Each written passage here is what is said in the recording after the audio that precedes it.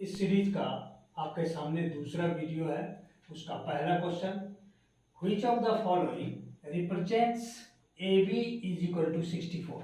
सबसे पहले जो गिवन फैक्ट है उसमें देखते हैं हम a b is equal to 64 को और क्या क्या लिख सकते हैं। 8 into 8 a b is equal to और लिख सकते हैं क्या 32 इंटू 2 और क्या लिख सकते हैं a b is equal to लिख सकते हैं 16 इंटू 4।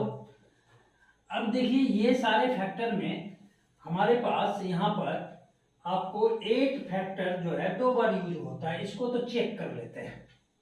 तो a b is equal to 8 into 8, so हम लिख सकते हैं a by 8 is equal to 8 by b, that is a is to 8 is equal to 8 is to b।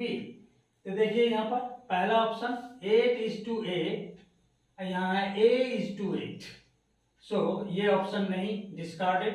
अब 8 वाला ऑप्शन ये है, इसको देखते हैं a is to 8 is equal to b is to 8 है, सो ये भी नहीं, डिस्कार्डेड। अब बचा 16 और 4 वाला, इसको अगर हम चेक करें तो हम लिख सकते हैं a b is equal to 16 into 4, so this can be written as a by 16 is equal to 4 by b, that is a is to 16 is equal to 4 is to B.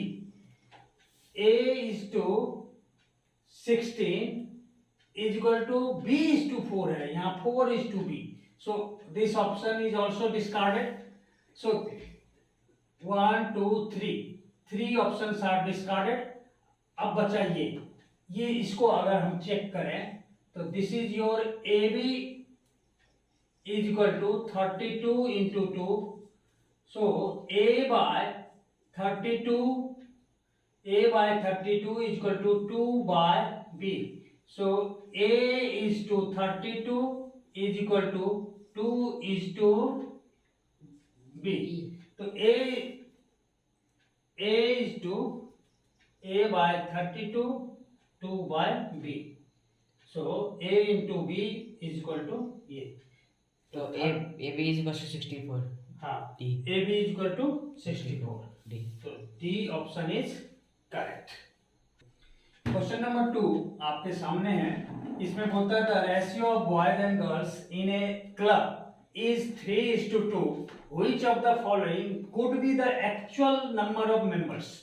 अब देखिए अगर actual number of members, ऐसे सम को solve करने के लिए थोड़ा सा ट्रिक अप्लाई करेंगे।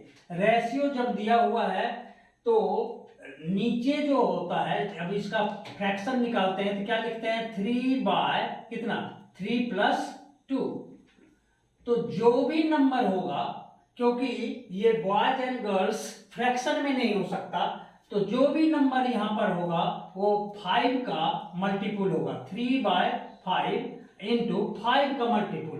तो इस ऑप्शन में अगर हम देखें 5 का मल्टीपुल 16 नहीं है, 18 नहीं है, 20 नहीं है, 24 नहीं है, सो 25 can be the multiple of 5।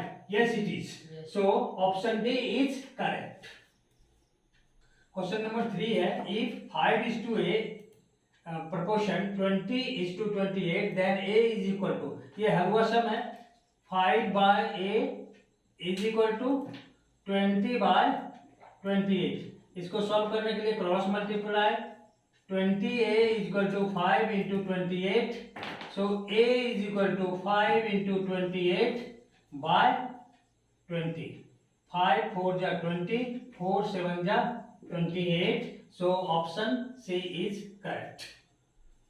Question number 4, if x is to 7.5 is equal to 7 is to 17.5, the value of x is, इसको हम सॉल्व करते हैं, ये भी हलवा सम है आपके सामने, x upon 7.5 is equal to 7 by 17.5, cross multiply करें तो x into 17.5 is equal to 7 into 7.5, therefore x is equal to 7 into 7.5 divided by 17.5.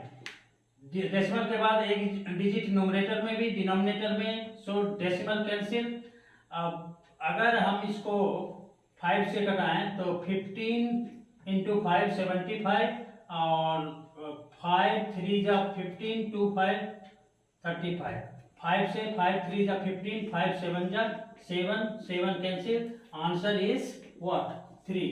Option number C is correct. Question number 5 और इस सेट का last question. A man spends ₹500 in buying 12 tables and chairs. The cost of one table is ₹50 and that of one chair is ₹40. What is the ratio of the numbers of the chairs and tables purchased? तो इसमें table और chair किसी का number हमें मालूम नहीं, तो suppose कर लेते हैं let number of tables purchased be x। अगर x टेबल है तो नंबर ऑफ चेयर कितना हो जाएगा?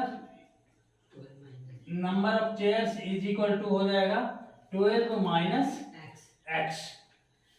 एंड अकॉर्डिंग टू क्वेश्चन, यहाँ पर ध्यान दें तो एक टेबल का कॉस्ट है ₹50, तो टेबल है x, तो 50 इंटू एक्स प्लस चेयर है कितना 12 माइनस एक्स, और एक चेयर का कॉस्ट है 40 और टोटल कॉस्ट उसने पे किया है कितना 500। So this implies 50x plus 480 minus 40x is equal to 500। This implies 10x is equal to 500 minus 480. Therefore x is equal to how much? 20 upon 10, that is 2. किसको माना था 2? हम लोगों ने टेबल को, टेबल निकल गया 2। Therefore chair is equal to कितना? Chair is equal to 12 minus 2, that is 10। अब रेशियो किसका निकालना है? Ratio of the numbers of chair. Chair का निकला है 10, तो रेशियो इज इक्वल टू हो गया कितना 10 अपॉन टेबल कितना 2, that is 5। The 5:1। Option number C is correct. Keep watching my videos. Thank you.